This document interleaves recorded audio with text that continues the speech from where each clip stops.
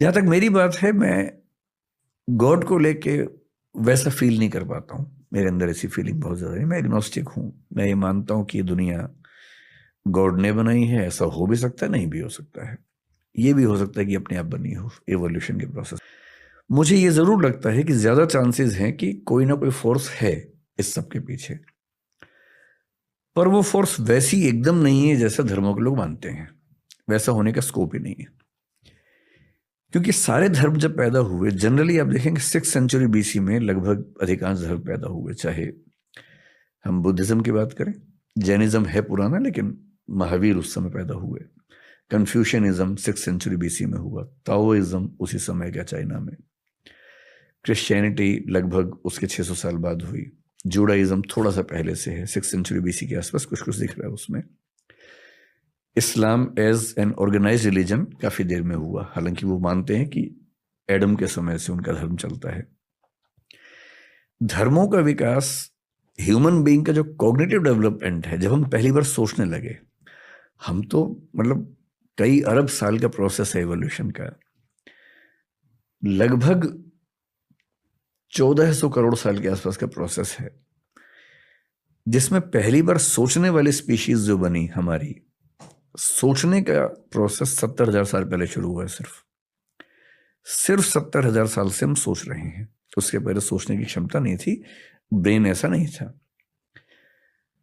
पिछले 2,500 साल से फिलॉसफी चल रही है, यानी सोचने के भी शुरुआती 67,500 साल में फिलॉसफी नहीं है।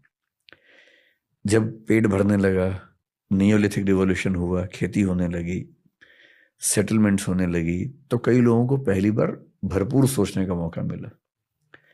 तब उन्होंने सोचा कि ये सब कैसे बना होगा। इमेजिन किया कि ईश्वर ने बनाया होगा। लंबे समय के बाद इमेजिन किया। इंटरेस्टिंग है कि भारतीय परंपरा में विष्णु के 10 अवतारों में पहला मत्स्य अवतार है, मछली का, पानी के अंदर। एवोल्यूशनिज्म कह रहे कि पानी से ही शुरुआत हुई। पश्चिम में 6th सेंचुरी BC में पहला फिलोसफर पैदा हुआ है, थेल्स नाम का। थेलीज बोलते हैं उसको कुछ लोग। वो क्या बोल रहा है कि दुनिया पानी से बनी है। ह्यूलिज्म बोलते हैं कि दुनिया पानी से बनी है। मैं जो कहना चाह रहा हूं कि ये सारी फिलोसफीज बहुत ज्यादा प्रभावित हैं इस संसार के अनुभवों से, जबकि सच ये है कि पूरे यूनिवर्स में, अगर मैं इस पूरी दीवार को यूनिवर्स मान लूं, तो जो हमारा पृथ्वी जो हमारी है ना, वो क्या मैं कहूं, एक मच्छर को भी 100 से डिवाइड कर देंगे उतना हिस्सा बनेगा। 1000 से डिवाइड कर। हाँ, इतनी छोटी पृथ्वी के कुछ हजार साल के अनुभवों से हमने थियरीज बना ली हैं बड़ी बड़ी, कि भगवान, अल्लाह, गॉड। और आप देखेंगे बाइबल में, क्रिश्चियनिटी में ये माना गया कि ईश्वर ने पृथ्वी बनाई, एडम के लिए बनाई। और बाइबल ये मानती है कि पृथ्वी केंद्र में है, सूर्य चक्कर काट रहा है। अब साबित हो गया, कोपरनिकस ने साबित कर दिया कि नहीं, सूर्य केंद्र में है, पृथ्वी चक्कर काट रही है। तो जिन जमीनों पर सारे धर्म खड़े हुए हैं, वो जमीनें बहुत कमजोर हैं, भुरभुरी हैं, क्योंकि वो केवल ह्यूमन बींग्स के एक्सपीरियंस के बेस पे बनाया गया है।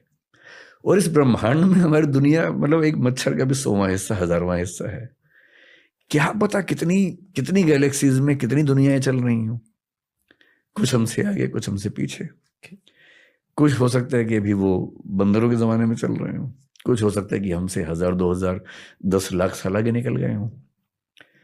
इन दुनियाओं में आपस में इंटरेक्शन भी अब तक नहीं हो रहा। हम उनको एलियन कहते हैं, वो हमको एलियन कहते होंगे।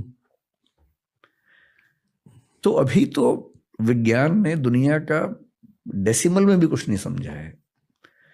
अभी से हम ये इंटरप्रेट कर दें कि एक भगवान है जिसने ऐसा ऐसा किया, पॉसिबिलिटी है। एग्नोस्टिक होने का मतलब है कि I accept there stands a possibility of God existing. पर हमारे दुनिया के धर्मों में, दर्शनों में गॉड की जो व्याख्या है बहुत ही बेसिक लेवल की है। पृथ्वी को केंद्र में रख के व्याख्याएं की गई हैं, अपने देश को ध्यान में रख के, अपने समाज को ध्यान में रख के बनाई गई व्याख्याएं।